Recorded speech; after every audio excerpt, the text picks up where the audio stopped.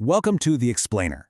Today we're taking a super practical and honestly kind of fascinating journey to uncover exactly why so many of us feel stuck financially and, more importantly, how to actually flip the script. Our goal today isn't just to talk about money. We want to move you from a place of financial anxiety to total empowerment. We're going to look at some brilliant data and behavioral science that reveals the invisible traps that are just quietly draining your wealth. Okay, let's dive right into this. 47%. Almost half of Americans say they cannot cover a $1,000 emergency expense. And here is the kicker. This statistic actually includes people making over six figures. No way, right?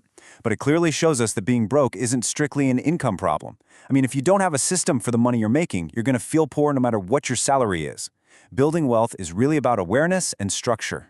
So here is our roadmap for today's explainer. We're looking at financial blindness, emotional and social spending, the big purchase problem, automating savings, and finally, claiming free money. Let's start with pillar number 1, financial blindness. The harsh reality here is that you absolutely cannot build wealth if you don't even know your financial baseline. Avoiding where you stand makes everything else literally impossible to fix. Behavioral economists actually call this the ostrich effect. It's that natural tendency we have to just bury our heads in the sand rather than face potentially bad financial news. Actually, get this. Did you know 1 in 3 people would rather deep clean a bathroom with rubber gloves than look at their savings account? But research shows that people who avoid checking their accounts exhibit way more volatile spending patterns, especially right around payday. Ignorance is definitely not bliss here. It's just expensive. And because of that, there is a massive gap between perception and reality. On average, people estimate they spend about $86 a month on subscriptions. But the actual data? It shows they are spending over $219. Almost a third of people underestimate this by over $100 a month. This is the ostrich effect in action, slowly draining your bank account $5 at a time. To highlight just how absurd this has all become, I love this quote from comedian Trevor Noah. He said, "Amazing how you can subscribe to any service instantly, but when you try to cancel, suddenly you have to find a dragon to fly you to Mordor." It's hilarious, but it's completely true. Companies make it a one-click process to take your money, and then they make you jump through 100 hoops to cancel. This is exactly why you need a strict, ruthless subscription audit. Write them all down and slay the ones you aren't actually using.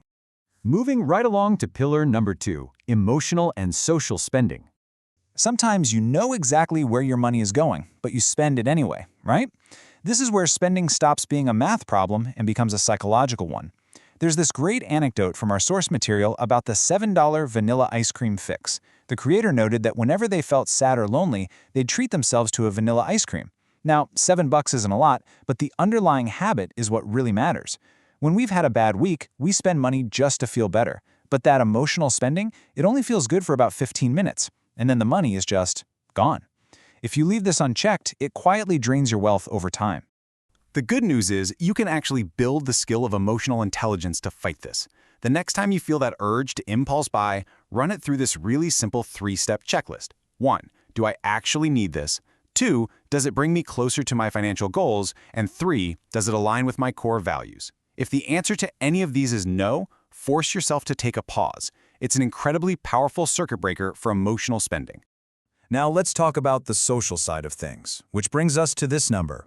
$3,000. On average, people spend about $250 a month just keeping up with peer group activities. Over a year, that adds up to $3 grand. You're either spending money you don't have, or you stay home and get major FOMO. So what's the fix? Complete honesty. Be transparent with your true friends about your budget limits. The real ones, they'll respect your financial boundaries for sure. All right, on to pillar number 3, the big purchase problem. You see, emotional and social spending are usually small leaks, but skipping a daily latte is not going to save you if you lock yourself into massive structural debt traps. And this brilliantly illustrates how you protect yourself on one of the biggest purchases you'll make, a car. It's called the 24-10 rule. The 20 means putting at least 20% down. The 4 means financing for no more than 4 years. And the 10, and this is absolutely crucial, means your total transportation costs must stay under 10% of your gross monthly income. Right now, the average car loan term is stretched to an insane 68 months just to make the monthly payments feel manageable. Do not fall for that trap. Stick to this framework. We see a really similar trap with housing. Here's the 28% rule. Basically, your total monthly payment, so that's principal, interest, taxes, and insurance, should not exceed 28% of your gross income. For example, a $400,000 home might have a payment of around $2,600, meaning you'd realistically need a salary of $112,000 to safely afford it. The really uncomfortable truth here is that a bank will often approve you for way more house than you can actually afford. You have to enforce this rule yourself so you don't end up house poor. Which brings us to pillar number 4, automating savings. This part isn't really about what you spend. It's entirely about how you manage what you keep. A lack of structure here is where almost all financial ambition falls apart. 92% of people completely fail to achieve their financial goals. And that massive failure rate, it isn't caused by a lack of ambition. It's caused by a lack of an actionable plan. Most people treat saving like an afterthought, you know? They pay bills, spend whatever feels right, and just hope there's something left over at the end of the month. Spoiler alert, there rarely is. To fix this, you literally have to save first and spend what's left. A Consumer Financial Protection Bureau study found that when participants relied on manual discipline to save, they put away about $80 a month.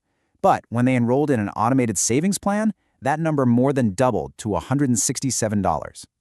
The psychology here is beautifully simple. You can't spend what you don't see. Automating your finances removes the need for willpower entirely. So, the crucial point is that putting a system in place does all the heavy lifting for you. And that brings us perfectly into our final pillar, claiming free money. This is the easiest one to fix, yet it's the one that frustrates financial experts the most. $1,336. That's the exact average amount of employer 401k match money that workers simply leave behind every single year. A company match is literally 100% immediate return on your money. Yet roughly 1 in 4 workers don't contribute enough to capture it. Now, maybe $1,300 doesn't sound completely life-changing today, but when you factor in compound interest over a 40-year career, leaving that annual match on the table results in a loss of over $45,000. You're giving up a massive chunk of your future wealth simply because you haven't taken the time to check a few boxes in your HR portal. So, here is your immediate homework. First, check your 401k match this week, not next month, this week. Make sure you're maximizing your contributions to get every single dollar your company offers. It's a 10-minute task that can be worth tens of thousands of dollars. And hey, if you don't have a 401k or you live outside the US, look into tax-advantaged accounts like a Roth IRA, where your earnings can grow entirely tax-free. Which brings us to the end of our explainer today. You know, you don't need to be rich to start executing these habits, but you do need to start. To wrap things up, I have a question for you. Which of these 5 invisible traps has been quietly draining your wealth the most? And more importantly, which one are you going to fix today? Take charge of your finances this week, implement these steps, and I'll see you in the next explainer.